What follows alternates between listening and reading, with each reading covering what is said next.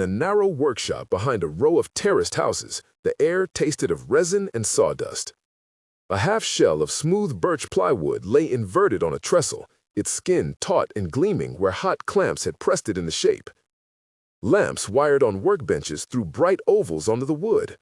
A woman in rolled sleeves ran a plane along a former, listening for the faintest hollowness that betrayed a bad bond. Outside the gates, the world was rationed, steel for tanks, aluminum for Spitfires. But inside that room, the war would be answered with planes whose strength came not from alloy, but from grain, glue, and patience. The machine that emerged from those workshops would carry the name Mosquito. It would outrun enemy fighters, pierce fortified prisons, and confound those who expected supremacy to come only from metal. If you want to stay with this story until the end, hit subscribe and ring the bell. There are details in the last act you won't want to miss. A like helps others find it, and if this account moves you, share it with someone who cares about how ingenuity and ordinary hands shaped air war. The story began in designs and sketches and arguments in the quiet of de Havilland's drawing office. It unfolded across the fabric of Britain's civilian workshops. Geoffrey de Havilland and his small team sought an aircraft that was fast and light, that could perform multiple roles without the heavy penalty of armor or complex armament. The answer they and their engineers found was, at first glance, absurd. Build the airframe from wood. It was not simply an economy of materials. Wood, birch ply, and spruce, shaped and bonded into a semi-monocoque shell, allowed smooth surfaces, strong joints, and rapid repair.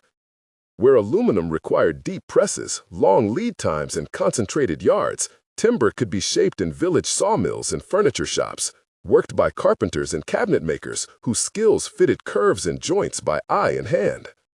De Havilland dubbed the project in private conversation as fast, light, and unorthodox. Others, hearing reports, would call the resulting aircraft the Wooden Wonder. That sobriquet carried both ridicule and, later, grudging respect. The Mosquito's skin was not decorative veneer, it formed part of the structural integrity. Two fuselage halves, each a complex assembly of frames, formers, and stringers, were glued and then joined, the seam faired and sealed. The process demanded patience as much as precision. It demanded adhesives that would not fail under stress, and engineers who could translate the old rules of joinery into new equations of load and flutter. It demanded a dispersed, adaptable workforce. The factory that built the Mosquito was not a single great hangar. It was a network. De Havilland's Hatfield site remained the nerve center for final assembly and flight testing, but the supply chain reached into towns and into buildings that had never before seen an aircraft component. A piano maker in Ipswich routed wing ribs with the same tools a furniture firm in High Wycombe formed fuselage halves with jigs that looked simple beside the presses of conventional aircraft works. Women, often recruited from offices, schools, and civilian industries, learned to bind plywood with the same care their mothers had used to veneer tables. Their hands came to know the smell of casein and varnish, the exact pressure to clamp a skin until epoxy cured. Airmen who later climbed into those cockpits would speak of the workmanship.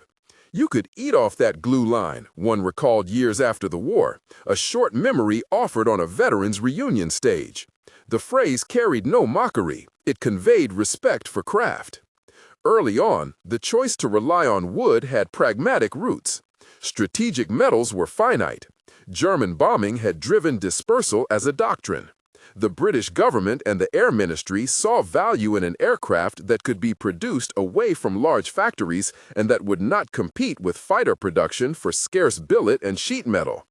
It was a decision shaped by necessity and by a clear-eyed reading of national capacity. If machines could be made in dozens of small shops as well as a few large plants, then output could scale without presenting a single vulnerable target to enemy raids.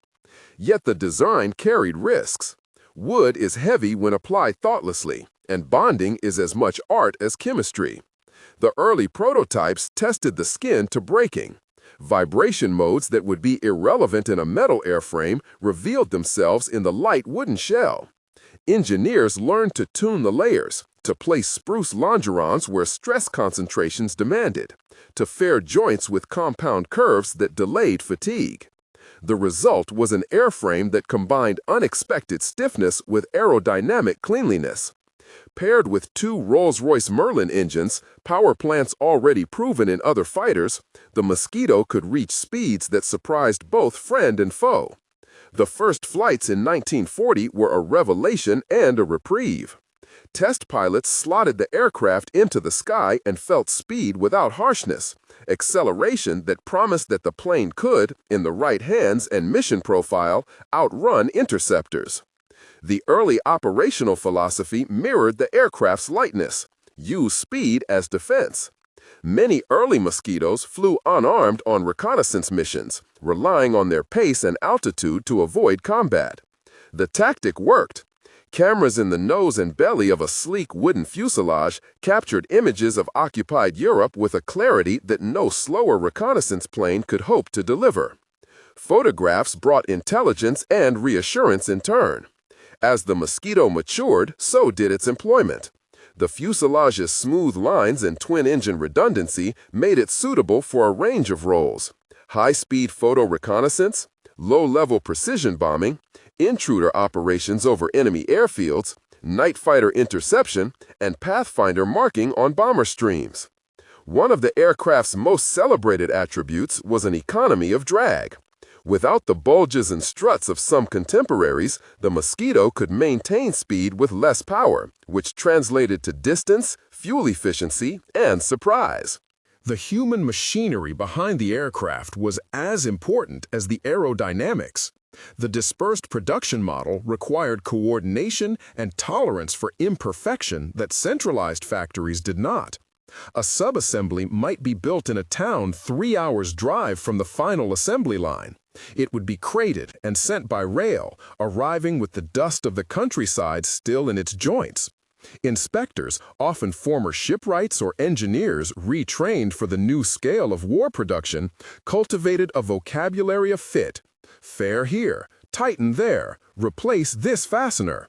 When a fuselage half arrived with the wrong countersink depth, a local fitter would remove the skin and reseat the frames. Hours later, the halves would be joined and the aircraft moved to the final assembly bay. Of the workers, it was the women who reshaped the culture of production in small towns. Some learned to operate the ply-bending ovens, steam-heated forms that coaxed plywood into compound curves, while others became masterful at sanding seams to aerodynamic perfection. They worked 12-hour shifts at times, moved between benches and tea rooms, and carried home hands that smelled persistently of resin. A forewoman who had managed a small furniture workshop before the war later described the work as mechanized patience. The repetition was physical, the attention to detail mental. There was pride, too.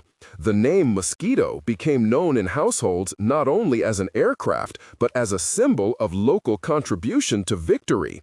The logistics of adhesives and sizing posed a single recurring problem: durability in extremes. The RAF demanded that the aircraft operate from cold, damp airfields and also from warmer, more humid climates overseas. Early adhesives could fail with humidity. Plywood could delaminate if not properly sealed. The engineering teams responded with better preservatives and with quality control regimes that tracked batches of glue and wood. The supply chain learned to match materials to service theaters. Planes destined for the Far East received particular sealing treatments.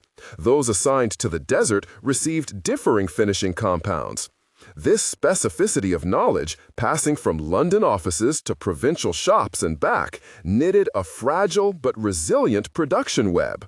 Pilots and crews adapted to the Mosquito's different feel. In the cockpit, the pilot sat forward with excellent visibility. The shells of wood transmitted sound and vibration with a unique timbre.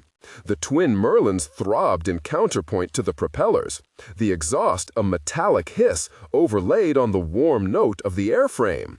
Flying low at treetop level, the world rushed past. Hedgerows, narrow rivers, the occasional church spire that marked navigation points. At altitude, the Mosquito settled into an even roar and cruised with the poise of a long-winged machine.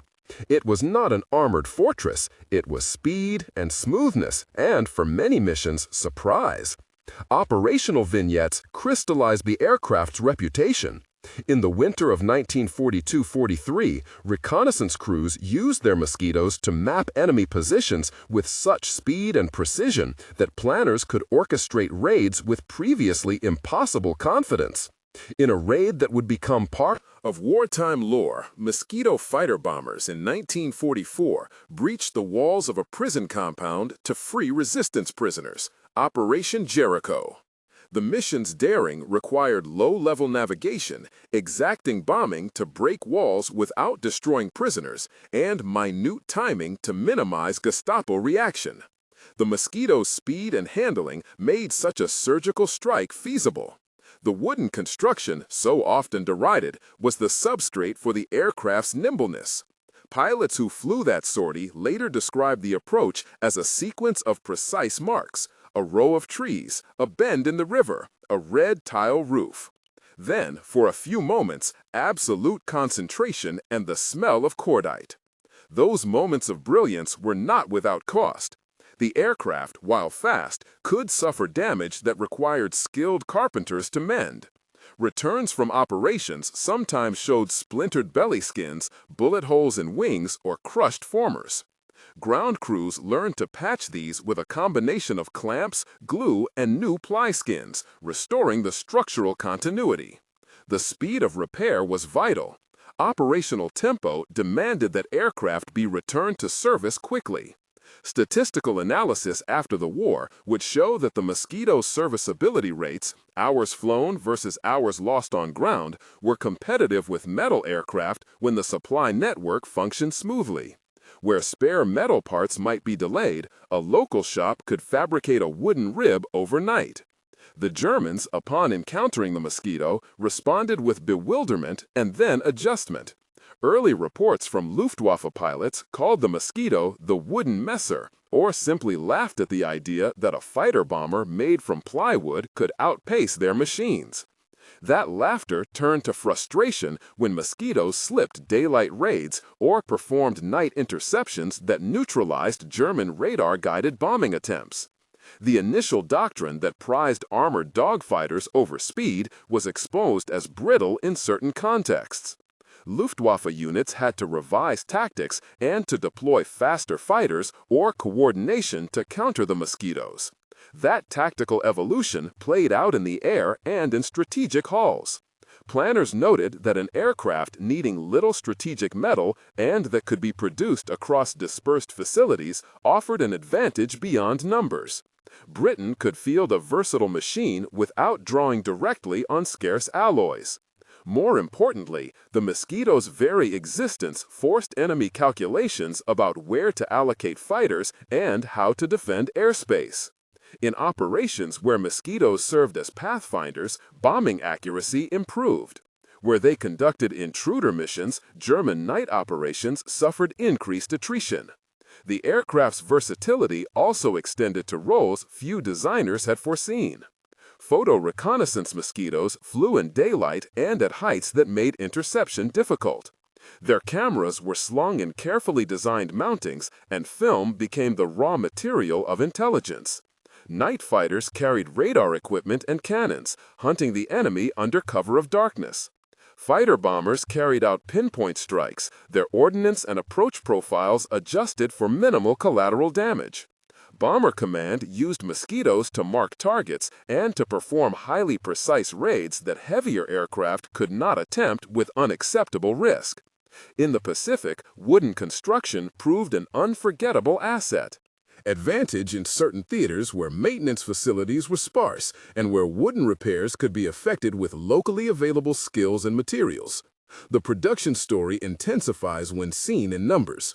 Across the program, some 7,780 Mosquitoes were built, a testament to the distributed workforce and to the adaptability of wartime industry.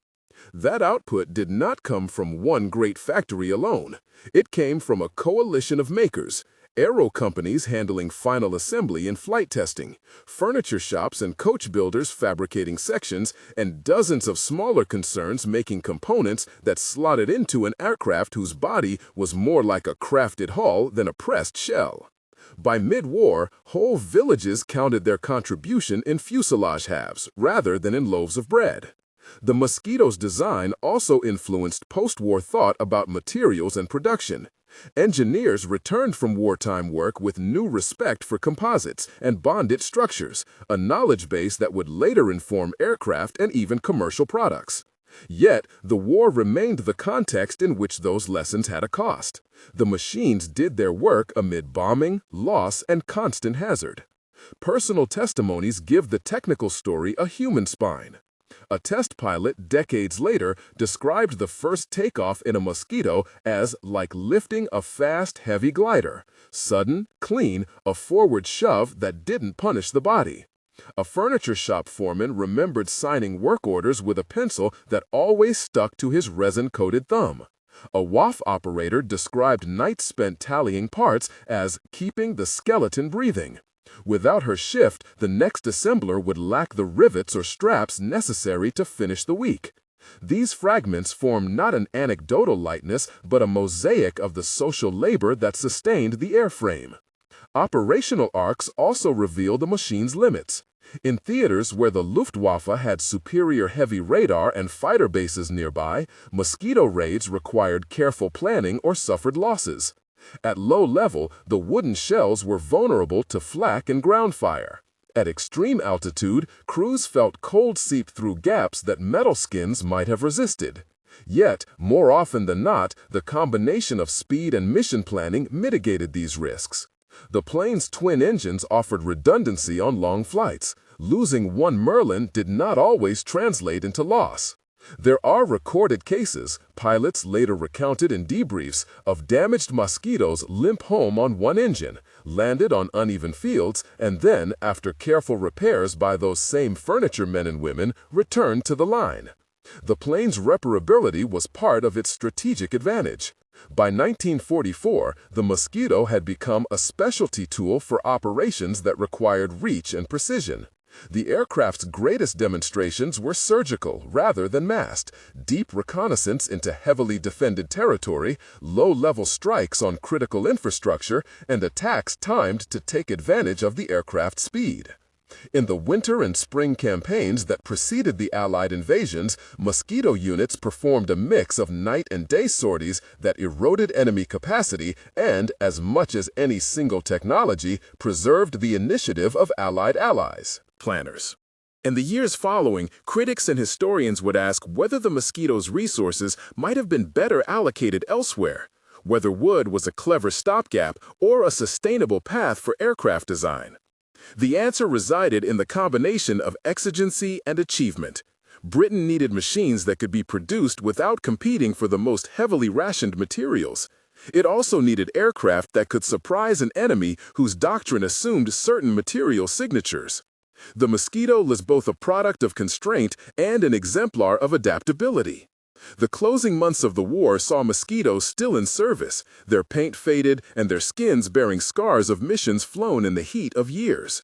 Some moved into peacetime roles, mapping, air-sea rescue, even sport and experimental flights, before retirement deposited them in museums. The ones that remained in service by the war's end had earned reputations that outlived the immediate tactical debates. Pilots and ground crews preserved the memory of their workmanship in reunions and in local stories. Inside the workshops where plywood became fuselage and where ordinary hands learned to bend materials into airframes, the Mosquito had been more than a machine. It was an instrument of national improvisation. It taught wartime industry that the sum of dispersed skill could rival concentrated machinery, that a nation's capacity lay as much in the nimbleness of its economy and the craft of its people as in the raw tonnage of metal it could muster. That lesson, embedded in layers of birch and spruce and in the calloused palms of women who had learned anew to plane and to glue, remained part of the aircraft's legacy. Outside, the name Mosquito brought mixed images. To some, it evoked an insect's smallness and nuisance.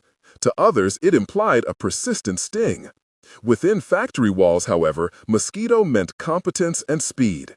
In those rooms, the war was not decided by a single metal press, but by an accumulation of careful joints, swift repairs, and unglamorous persistence. In the air, it became a blade of daylight that cut through expectation. In the museums to which a handful of survivors were later consigned, their skins polished and their badges dry-cleaned, the story of plywood and people persisted as a counterintuitive chapter of industrial history. For those who had actually shaped a fuselage or sat in a folding seat at a final assembly bay, the aircraft never shed the scent of glue. That aroma would be taken as memory of shortages and teamwork, of long shifts, and of the small triumphs when a plane took to the sky and returned bitten but intact. War demanded machines, the Mosquito demanded craft. Together they produced a plane that, in role and in reality, was greater than the sum of its wooden parts. The narrative of the Mosquito is not simply one of material minimalism triumphing over modern alloy. It is the story of adaptation, how design choices, industrial policy, and the courage of ordinary workers and pilots coalesced into an aircraft whose influence exceeded its mass. The aircraft's missions, reconnaissance that reshaped strategy, precision strikes that altered tactical outcomes, and night operations that harried an opponent, demonstrated that doctrine and material could be reinvented when necessity demanded. The plywood skin, at first a clever avoidance of scarcity, became a signature of performance. As the war closed and the den of total conflict receded, the workshops returned to peacetime production. Tables and chairs reappeared on shop floors once devoted to fuselage halves. The sawdust that had been aircraft dust became domestic again. Yet the networks that had been built, the lines of communication, the catalogs of adhesives and jigs, the trained hands, left a legacy in manufacturing that would echo in the post-war years. The Mosquito's final flights into history were accompanied by an odd mixture of affection and technical analysis. Engineers studied its bonded construction for lessons in later composite design. Pilots remembered the feel of speed and the quiet certainty of a machine that required partnership between human and wood. For civilians in towns whose shops had hummed day and night, the planes were a reminder of how ordinary labor could be mobilized into an extraordinary result. There were, finally, surviving machines that toured air shows and museum halls, silent testaments to a wartime invention that married craft to purpose. Standing beside one, a visitor could see the seam where two fuselage halves joined, the careful pattern of ply grain flowing over compound curves. They could imagine the hands that had rubbed these surfaces smooth and the lamps that had baked glue into permanence. The Mosquito story, written in such detail and such grain, remained an argument for ingenuity under pressure. The war had demanded machines in great numbers, but it also demanded new ways of organizing labor and materials. The Mosquito answered both calls. It proved that speed and agility could be manufactured from wood, and that dispersed production, harnessed with inspection and design discipline, could produce aircraft that shaped air war. It flew with the grace and speed of an unlikely predator, and it returned often enough to change both the tactics of combat and the assumptions of industry. That combination, design, dispersed production, human skill, was the Mosquito's true construction.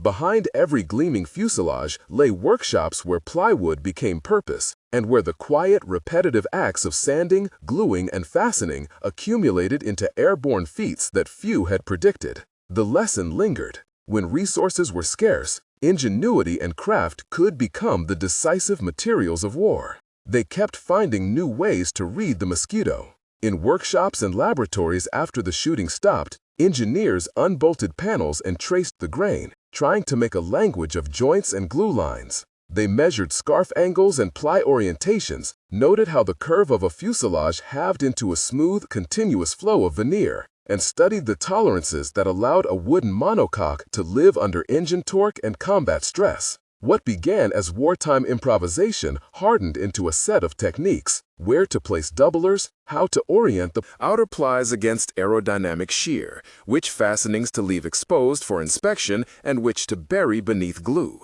The lessons were pragmatic: what would hold, what would crack in frost, how to shield a glued seam from water and rot. And they informed work that would, decades later, be called composite practice. Pilots and fitters told the same story in different terms. For a pilot, the Mosquito had an economy of sensation: the throttle's pitch, the fuselage's whisper at 50,000 feet, the way the control column returned with a quiet, honest balance. For a joiner, it was the marriage of two halves. For an inspector, it was the thin, dark line where the casein or synthetic adhesive had bled and been filed flush.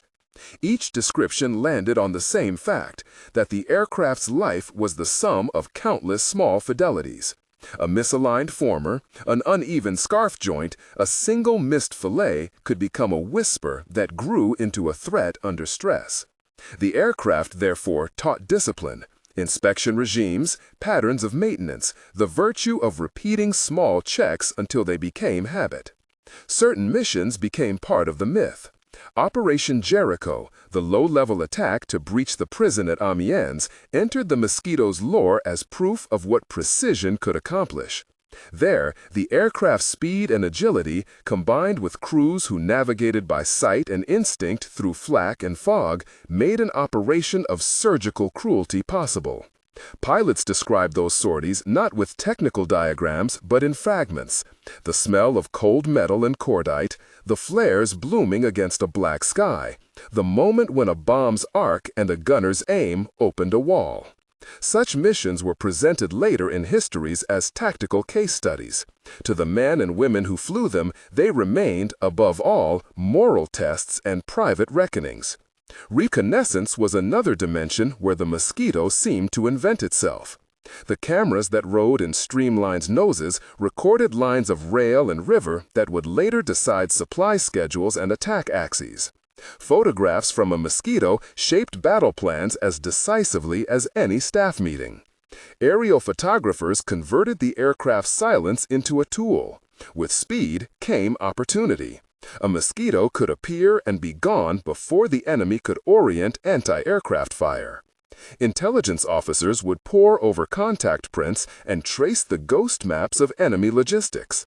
In the quiet weeks after the war, those contact sheets were folded into files and the printed routes were translated into peacetime maps and urban plans, small evidences of how wartime reconnaissance had become a resource for reconstruction.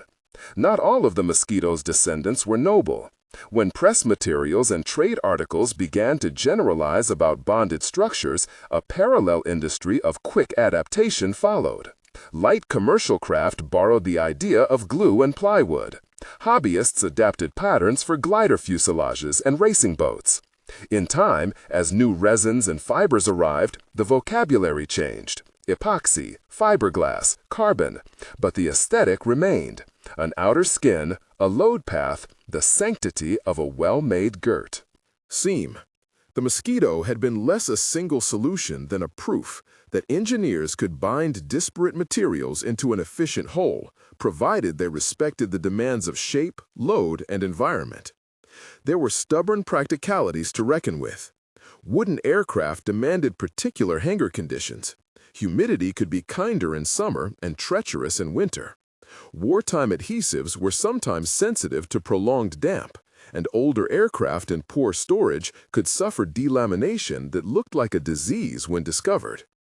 Museums learned to treat display aircraft as living objects, with controlled atmospheres, careful packing for tours, and periodic consolidations of veneers. Restorers became conservators in the anthropological sense, deciphering layers of wartime repairs and later patches, trying to preserve not only the plane but its history of service. Personal stories accumulated around such maintenance rituals.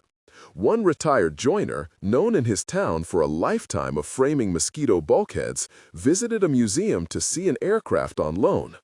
He walked the perimeter with a small, patient smile and reached out, with the respect of a man laying hands on a colleague, to trace the seam where two fuselage halves met. The guard assumed a sentimental scene.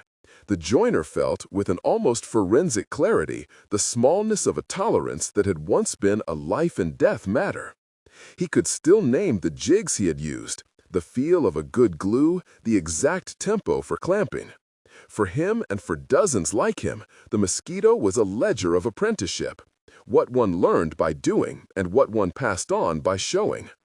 In air shows where the spectacle of flight could flatten detail into applause, commentators would cue the crowd to the Mosquito's speed or its twin-engine grace. Pilots who flew surviving examples often used those moments to speak the other language, anecdote over statistic. They told of a night when enemy searchlights caught them like talons, and of the decision to descend 1,000 feet and run across a valley to lose the beam. They told of radios that failed and of navigators who stitched a route from stars and silences.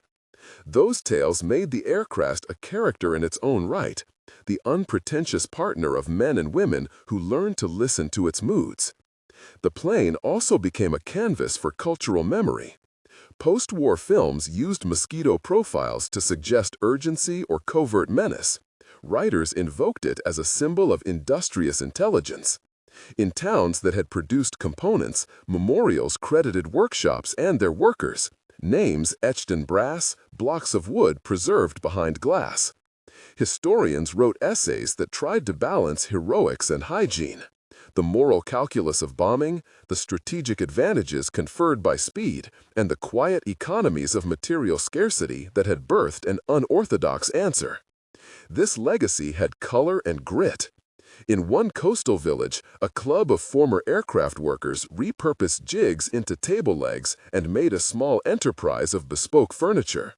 Patrons paid for a coffee table that carried the faint geometric memory of a former mold. In one coastal village, a club of former aircraft workers repurposed jigs into table legs and made a small enterprise of bespoke furniture. Patrons paid for a coffee table that carried the faint geometric memory of a former mold. The makers told the story of nights when every clamp tightened had been a small act of patriotism.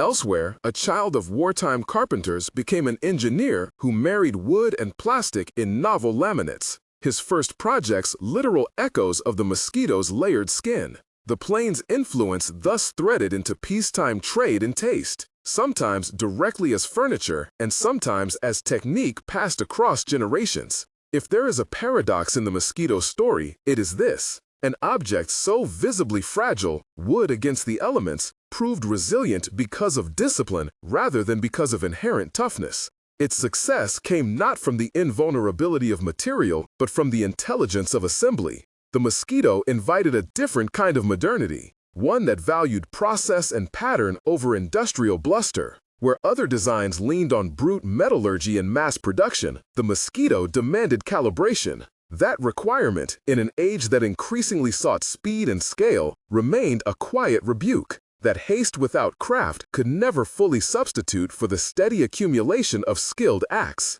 Scholars would debate where the Mosquito fits in the genealogy of aircraft. Some placed it as an evolutionary oddity, others as a hinge between eras. To engineers, it offered a catalog of do's and don'ts. To veterans, it offered a museum of memory. To the towns and workshops, it offered livelihoods and the proof that ordinary hands could, under pressure, accomplish the extraordinary. And in the end, perhaps, the aircraft taught a wider lesson, one about adaptation and humility. That technology, when it grows from necessity and respect for material, carries with it the traces of those who made it, and that those traces can instruct long after the engines fall silent. Night fell on one of those workshops now turned into a community room. The long benches had become display cases for tools, and the smell of cured varnish lingered where glue once rose in warm tang. Men and women sat around, passing a photograph between them, yellowed, corners rounded, showing a Mosquito in profile on a grass strip, propellers blurred, its plywood skin catching the sun. They spoke softly, not to rehearse glory, but to remember the steady hours.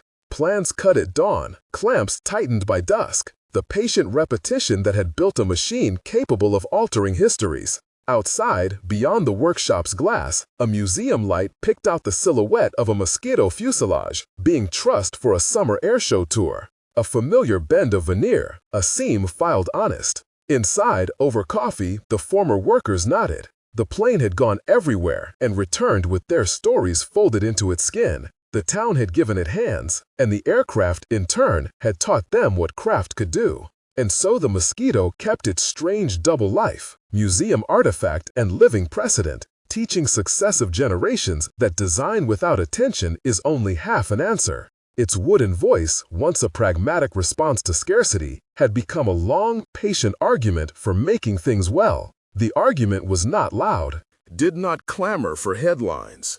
It lived in a file of blueprints, in a restorer's careful brush, in the calloused fingertips of a joiner who could still feel a scarf joint line with his eyes closed. That was the plane's last and perhaps truest achievement, to have turned necessity into a habit of excellence that outlived the war and taught the world to care for the seams. Dawn arrived without ceremony. Light filled the workshop in a long, patient veil, touching the varnished benches and the photograph they had passed the night before until its edges softened further. Margaret stood at the fuselage with a cup of tea cooling in her hands. She had been up before the birds, checking the clamps and the lining where the new ribs met old skin. Michael, who had once been the child of wartime carpenters and had become the engineer who liked to speak of laminates as if they were a kind of poetry, was bent over the blueprints, tracing a complicated splice with a pencil that had been chewed thin at the end. "Do we need the extra spar?" he asked, not because he doubted the arithmetic, but because asking it aloud made the choice communal. The spar would add weight, and weight was the enemy of graceful flight. Yet weight also carries reassurance. It was the same moral calculus the Mosquito had endured in wartime. How much risk does necessity permit, and how much must one hedge against the unforeseen? Margaret looked up. Her hands, stained at the cuticle from years of glue and pigment, hesitated over the varnish. "If we hide it," she said, "if we make it invisible under the skin, then the plane keeps its voice. Visible bracing changes the speech." She sipped and folded her hands as if to hold the argument together. "But we do not pretend. The spar is a confession, not a lie." Frank, whose thumbs knew scarf joints like the runes of a language, shuffled in on his cane, his face the color of old oak. He had been a clamp-tighter during the war. He had peered at the Mosquito's plans and taught apprentices how to feel a seam with the heel of the palm. He crouched beside where the new rib met the fuselage and ran his fingers along the grain. For a while he said nothing. Then, "There was a time," he began, in the thin, gruff voice of someone who had kept 1,000 small truths inside his chest, "when we had to fly them with less than this." He tapped the wood. "We learned to listen." They argued with the careful verve of people who understood what was at stake. The plane as artifact, the plane as instrument, the plane as a bearer of names. The museum's director, Hannah, arrived with a list of compliance notes that read like a foreign language. A regulator from the Aviation Authority had insisted on explicit documentation for every modification. Woman in a sensible coat, she apologized for the language of forms, and then, with a gentler candor, admitted she had sat in the crowd during a wartime remembrance flight and had felt both pride and guilt in equal measure. Her briefcase held the forms. Her eyes held the memory. Margaret and Michael devised a compromise. They would reinforce where it mattered, but conceal the work beneath the plane's original lines. Modern adhesives would be used in discrete seams. Some fastenings would be replaced with stainless fittings for safety. But where appearance could be preserved, it would be. In the end, they decided to accept the spar. It would be internal, a structural backup that would not speak when the plane spoke over the meadow. Work took on a rhythm that was part ritual, part engineering. Garrett, the mechanic who had come down from the airfield to overhaul the twin engines, worked with the precision of someone who unlearned haste during the war and had not relearned it afterward. He took apart the magnetos and cleaned the spark points as if he were polishing prayer beads. The propellers were balanced by eye and by feel. When a young apprentice suggested relying solely on a digital gauge, Garrett laughed and showed her how to hold the blade and listen for the tone it made when spun. News of the flight spread in small, hopeful ways. The newspaper took a photograph for the regional section, and the children at the school learned the word mosquito in their history lesson and whispered it as if naming a creature rather than a machine. The town offered help in the form of baked goods and tarpaulins. No one seemed to expect the plane to change the world. They wanted, rather, a modest ceremony in which the plane might lift and then set down again, and in doing so, make visible the invisible labor that had sustained so many lives. On the morning of the tour, the airfield smelled of dew and fuel, of cut grass, and the faint, stubborn tang of glue. The Mosquito sat on its dolly with a dignity that belonged to veterans of a quieter sort. People wandered the perimeter. Old men whose hands bore scars from a different age, young engineers with measuring tapes slung like bandoliers, children pressing their faces against the chain-link fence. The museum had arranged the plane's route to cross the town at a measured pace, a short circuit over the airfield and then back, enough to let the woods speak. Anna was chosen to fly. She was young, the kind of pilot who learned the old rhythms not by nostalgia but by apprenticeship. She had spent summers in the hangar as an intern, absorbing the way an airframe responded to a touch as if the machine were a living thing. Jack, a veteran pilot who had flown similar machines in training sorties and who now worked as an advisor, sat beside her as she ran the checks. There was no bravado in the way they moved, only an economy of motion, a habit of making provisional decisions where certainty was impossible. As they taxied, a misfire showed up in the left engine. For a moment, the airfield's murmuring hush grew nervous. People lined the fences and children stood on tiptoe. Garrett, from a ladder, suggested a quick trim of the mixture and an adjustment to the carburetor. Michael suggested a small tweak learned from wartime notes, adjust the timing just slightly off the book to compensate for uneven fuel burn. It was the sort of fix born from patience rather than panic. Hands worked in unison, old and new, touching the same metal, the same varnished skin. Anna shut her eyes briefly and breathed with the fuselage, as if resynchronizing rhythms. When the Mosquito finally lifted, it did so with the kind of modest astonishment reserved for unlikely things that have nonetheless become possible through long work. The sound it made was not the brash rumble of contemporary fighters, but a layered, wooden note that seemed to come from inside the air itself. Propellers blurred into halos, its wings bore the light like a poem. The town watched, and there were tears among those who had fought and those who had mended, and a sudden collective remembering that felt like a small rebirth. The flight was short and slow and ceremonial, but it was also honest. Anna navigated the circuit with the care of a person carrying names forward. She banked to give the children by the school a long, sweeping salute, and at one point she dipped the wing in the direction of the workshop as if acknowledging the 100 hands that had coaxed the machine back to life. Below, Frank stood with tears caught in the corners of his eyes and his thumb on the photograph's margin as if he were keeping time. Back on the ground, the Mosquito smelled of warm wood and cooling oil. The crowd dispersed in a subdued jubilation. People spoke in whispers as if afraid to wake a memory into disappointment.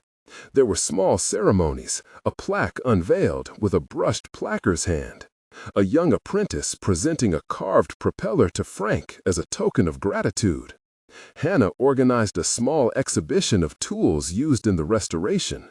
Margaret arranged the blueprints on a table so visitors could see the annotations, inked not in machine fonts, but in the marginal human hand of measurements and regret and ingenuity.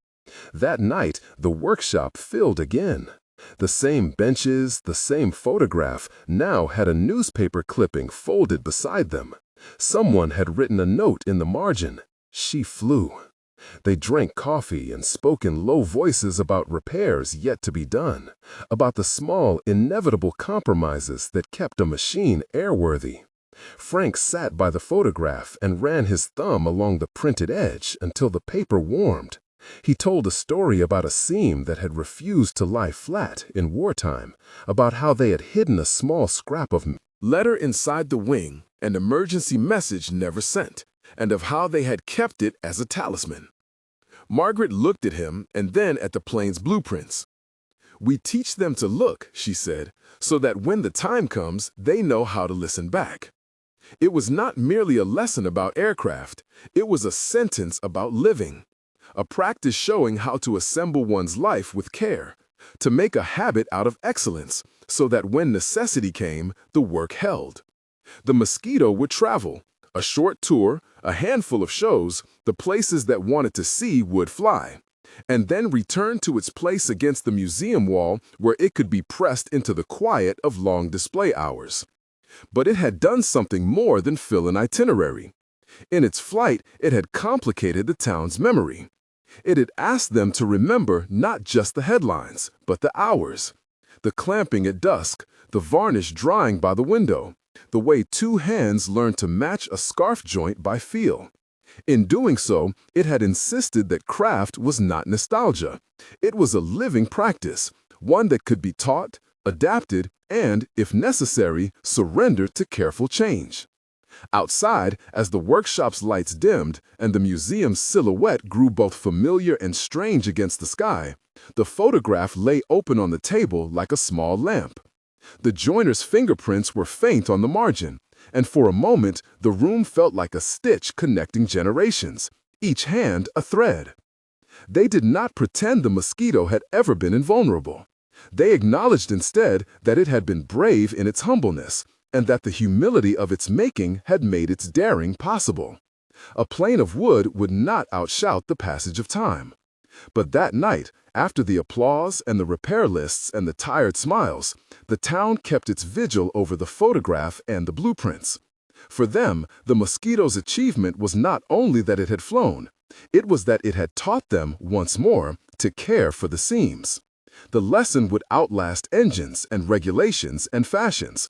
It would live in hands learning to match a grain, in apprentices who learned to listen for a tone in a propeller, in a modest pride that did not need to be loud to be true. They locked the workshop door at last, tools hung in order, plans rolled into their tube, and walked home through a town that had been, for a few hours, very still with attention. Somewhere above, muffled by distance and the indifferent night, the Mosquito carried the town's stories with the same faithful seams that had held them since the war. The plane slept under a tarpaulin for the night, and in the quiet that followed, the people who had made it and mended it and watched it rise felt a certain steadiness return, like the settling of a long stitch.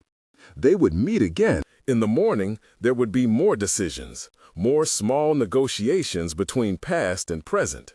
But for now, held in the precise, sober way of craftsmen and storytellers, they let the memory lie warm and true.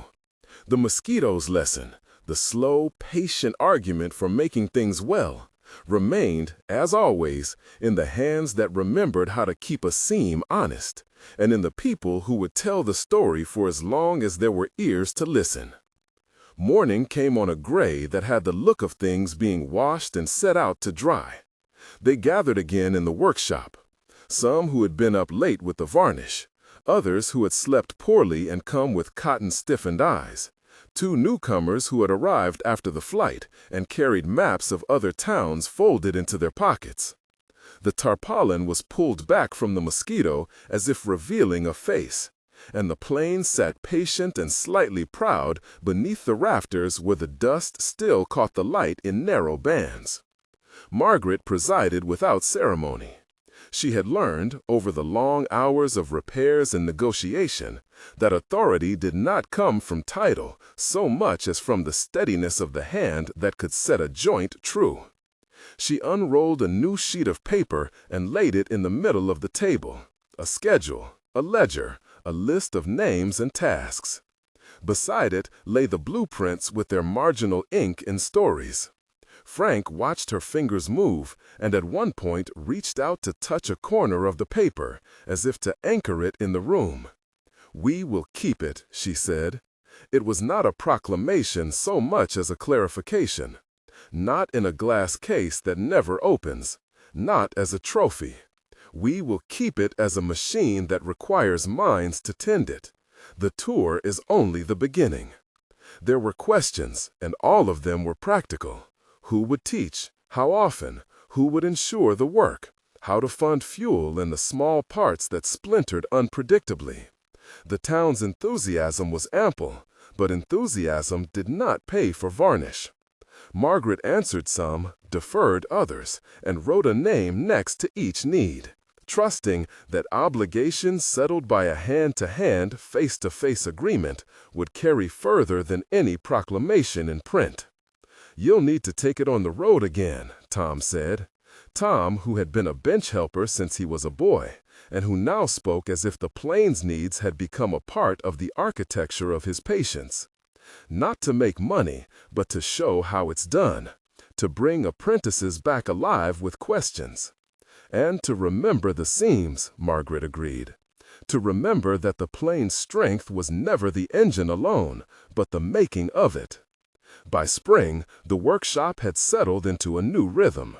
The Mosquito left for short runs, an agricultural show here, a veterans gathering there, and always returned with slight bruises that required thought and the gentle coercion of clamps. Its comings and goings became a calendar for the town.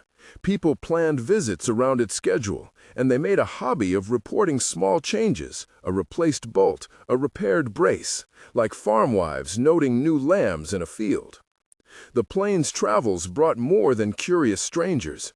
They brought young hands who might never have known to bend a spoke so the grain sat true, or to listen for the whisper of a propeller that said the pitch was wrong.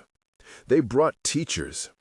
Margaret converted a corner of the workshop into a classroom with a long bench and well-thumbed manuals, some printed and some copied by hand. She insisted on beginning each session with what she called the practice of looking, an exercise in which pupils examined a single piece of wood until they could describe its growth rings, its small faults, the place the sap had run and formed a knot. "If you can look," she would say, "you can listen." Frank told stories at the edges of these sessions, short, precise vignettes of wartime repairs and of a seam that refused to lie flat. And the students listened not only for the instruction, but for the cadence of a life made by hands. The town's museum, which had once feared the audacity of a flying object on its calendar, began to change too.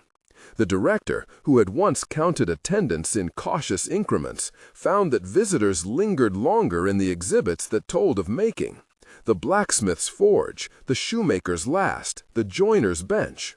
A small fund was raised, part public subscription, part anonymous gift, earmarked for an apprenticeship program. The money did not solve every problem. It served instead as an invitation. It said plainly that some things were worth keeping alive. There were moments of friction, as always. A city inspector required a paper trail that seemed to the craftsmen to be an argument in a language they had not learned.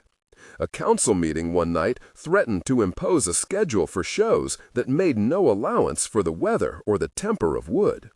Margaret sat through those meetings and argued not from nostalgia, but from practice.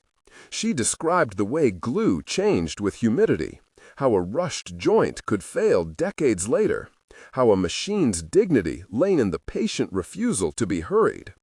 Her words had weight because they were backed by the arch of a wing and the memory of a flight. Children came in flocks. They came after school with pockets of dirt and small bruises they had earned climbing hedges. An elderly veteran named Harris took to sitting in the back and letting the younger ones crowd around him until he began in a thin voice to talk about a pilot who had kept his nerve when the sky wanted to pull him down. Some of the children never forgot the look on his face when he said the pilot had been afraid and had gone anyway. It was the kind of confession that never got less true if repeated. One evening, late, when the lamps burned low and the plane's shadow pooled long on the floor, Margaret and Frank opened the photograph again. The joiner's fingerprints were still faint in the margin, like the ghost of a touch. Margaret reached into a small tin and took out a folded scrap of paper that had been passed to her at the last show. A short note from a woman who had seen the Mosquito fly with her grandfather. Her hand trembled a little as she read aloud. To the hands who mend. I saw him in this plane, the man who taught me how to hold a needle. Thank you for making it mean. E. They folded the note and slid it into a small cavity they made behind a panel, nothing structural, merely a place to keep a remnant of gratitude. It was an echo of the wartime talisman Frank had once confessed to hiding in a wing. Everything in that room practiced a kind of honoring. The insertion of paper into wood, the stitching of fabric to splinter, the naming of small failures so that they might be kept small. There was a ritual they made for themselves, not ostentatious but true. Whenever the Mosquito returned from a tour, they would gather at dawn to check seams and listen to the low hum of the engine as if it were a throat clearing. They made lists that they treated like prayers. They taught a boy named Eli to plane trim so that a scarf joint would sit without stress. They showed a girl named Mabel how to stretch fabric so that it sang under tension. The work produced, in its way, a kind of piety. It asked for attention and offered in return usefulness and the slow satisfaction of things fitting well. The photograph on the bench remained their lamp. Sometimes they rewired its old clip to catch the light at a new angle. Sometimes they set it so that its edges blurred into shadow and people could not quite see the face clearly. It mattered that it was not perfect. The imperfections, fingerprints, a small crease, were markers of passage. A child ran a finger along the margin one afternoon and then looked up, surprised at how warm the paper felt beneath the skin, as if the past had left a small pulse. Years moved with the modest gravity of a well-served machine. Apprentices that had been boys and girls in the first months became teachers. The town's calendar filled with workshops that taught simple things: how to read a line in a blueprint, how to tell when a bolt had been stressed, when a varnish would not cure in the rain. The Mosquito, when not flown, sat near the window of the museum where sunlight measured slow sections of the day across its skin. People came to look. They came also to learn how to listen. On the day when a new plaque was affixed to the museum's wall, a small metal thing that recorded the plane's brief showings and the names of those who had built it, Margaret stood in the crowd and watched the apprentices who had once been children straighten as if someone had taught them to carry their own weight. Frank, who could no longer climb the wing, sat in the front row and clapped when the plaque was revealed. The plaque did not close any argument. It was merely another seam in the town's memory, stitched with metal instead of thread. At night, when the museum closed and the town's lights guttered like a constellation that had been taught to be small, Margaret walked alone to the workshop. She passed the bench and looked at the photograph. For a long moment, she allowed herself to remember, without apology, the precise way a joint had once refused to lie flat, and how, with patience and a clamp and a careful scrape, it had surrendered to silence. She took the photograph into her hands and, for the first time in many years, read the notes in the margins as if they were a map. The blueprints lay rolled beside it. The talisman fragment that Frank had once hidden in a wing lay now in the tin where they kept other small confidences. She placed the photograph back down and tapped the corner gently as a seamstress might test a hem. Outside, somewhere in the town, a child practiced with a small wooden plane at her mother's kitchen table, shaving curls of cedar until they fell like a pale snow. She learned the satisfaction of a tool that behaved only when it was guided with respect. In another house, an old man polished a small brass fitting until it reflected a distorted room and his own face, aged but content. These were simple acts that held like stitches. Margaret turned out the lamp and closed the workshop door. The tarpaulin over the Mosquito whispered as wind passed the windows. For a while, the plane was simply an object under cloth, breathing in the night. They had not made history into a monument. They had made it into a practice. That difference would be what lasted. Not the headline of the flight, but the lesson carried in hands, taught again and again until the seam itself was remembered by those who had learned to keep it honest. The town's stories slept with the plane under the tarpaulin, and in the morning, as they always did, the hands would wake to them and begin, with the steady, ordinary devotion of people who know how to mend, to work.